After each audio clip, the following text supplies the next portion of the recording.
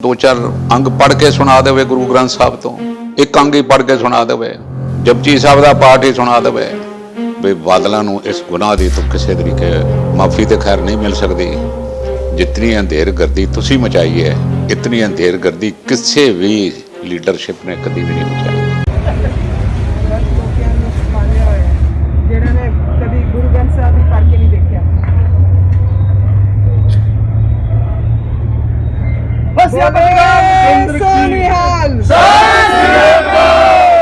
गुरुद्वारा श्री रकाबगंज साहब राम मंदिर की खुशी च दीवा बालन गई बीजेपी एमपी मीनाक्षी लेखी वालों डीएसजीएमसी मुखी मनजिंदर सिंह सिरसा बारे यह टिप्पणी करना कि सिखा ने अजिहा प्रधान चुनिया होया है जिसने श्री गुरु ग्रंथ साहब भी नहीं पढ़िया, उस उपर टिप्पणी करदिया हरविंदर सिंह सरना ने तिखा तंज कसिया है कि मीनाक्षी लेखी एक सुलझी हुई आगू है।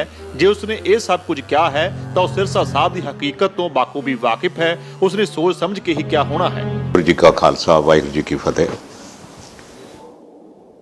कल मीनाक्षी लेखी गुरुद्वारा रकाबगंज गई सी ते उत्थों दे कुछ बंदियां ने मीनाक्षी लेखी नूं दिल्ली कमेटी के प्रधान बारे कोई सवाल किया। मीनाक्षी लेखी का जिहड़ा जवाब सी इसने पूरी तरह झंझोड़ के रख दिता है। वो कहती है भी सिखा ने ऐसे बंदे नूं प्रधान बनाया है जिहड़ा गुरु ग्रंथ साहब दा पाठ भी नहीं कर सकता, उन्होंने पढ़ भी नहीं सकता। एक गल मीनाक्षी लेखी ने खाली इस संदर्भ में नहीं कही होनी। मीनाक्षी लेखी नूं पूरा पता होना इसकी कमाश का, इहदियां करतूतां दा, इहदी वर्किंग दा, इहदे बैकग्राउंड का।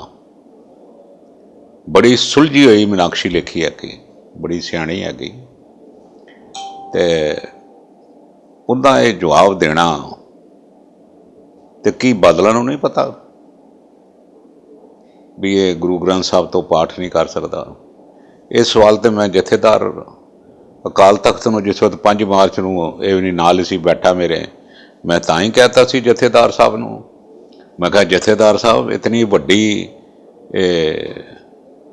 संस्था का प्रधान है, धार्मिक संस्था है, तो जरा इनू लिजा के थले इनू कहो 2-4 अंग पढ़ के सुना देवे गुरु ग्रंथ साहब तो एक अंग ही पढ़ के सुना देवे, जपजी साहब का पाठ ही सुना देवे, तां भी असीं इनू काल तख्त खलो के हथ जोड़ देंगे भी तू ही सिखां दा लीडर है भाई। जब इस मंजर तक सानू ये जे कटाक्ष भरे लफज सुनने पैण गए, समझ लो भी असी अंदरों ये जे बंदे जे साडे सिर दे उपर बैठन गए और दिल्ली कमेटी दे लीड करन गए तो असी खोखले हो जावांगे, धर्म पक्षों भी, फाइनेंस के पक्षों भी, किरदार के पक्षों भी। शर्म आनी चाहिए है बादल साहब। मैं अफसोस आंदा है, नाल मैं गुरु अगे अरदास करदा भी बादलों नूं इस गुनाह की तो किसी तरीके माफ़ी तो खैर नहीं मिल सकती जिहड़ा तुसीं गुनाह सिरसे वर्गे बंदे नूं प्रधान बना के कीता है। पर दिल्ली की संगत तुहानूं इस गल का जवाब जरूर देगी आने वाले समय च। ये ना समझो भी दिल्ली की संगत तुहानूं जवाब नहीं देगी।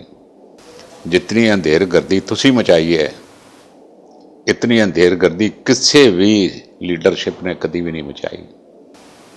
महाराज तुहानूं समत बख्शे और इस कोलों पंथ का खैड़ा छुटे। जे गल्लां दूसरी पार्टी के दूसरे धर्म के लोग जो इतने उच्चे अहुदियां ते है गए, पार्लीमेंट के मैंबर है गए, नामी ग्रामी वकील हैगी, नामी ग्रामी वो मैंबर पार्लीमेंट है, रूलिंग पार्टी की मैंबर हैगी, ये जे रिमार्क्स देने डुब मरन की गल है। पर मैं नहीं समझदा तुहानूं कोई शर्म या तुहाड़ियां अखां च हैगी। सच्चा पातशाह जिस दिन शर्म या तुहाड़ियां अखां च आ जाएगी तां तुसीं पंथ दा भला सोच सकते हो। जे शर्म या कोई नहीं तो फिर कोई नहीं। वाहिगुरू जी का खालसा ਵਾਹਿਗੁਰੂ ਜੀ ਕੀ ਫਤਿਹ। ਜੇਕਰ ਤੁਹਾਨੂੰ ਸਾਡਾ ਇਹ ਉਪਰਾਲਾ ਚੰਗਾ ਲੱਗਾ ਹੈ ਤਾਂ ਇਸ ਨੂੰ ਲਾਈਕ ਕਰੋ, ਸ਼ੇਅਰ ਕਰੋ ਅਤੇ ਸਾਡੇ YouTube ਚੈਨਲ ਨੂੰ ਸਬਸਕ੍ਰਾਈਬ ਕਰੋ।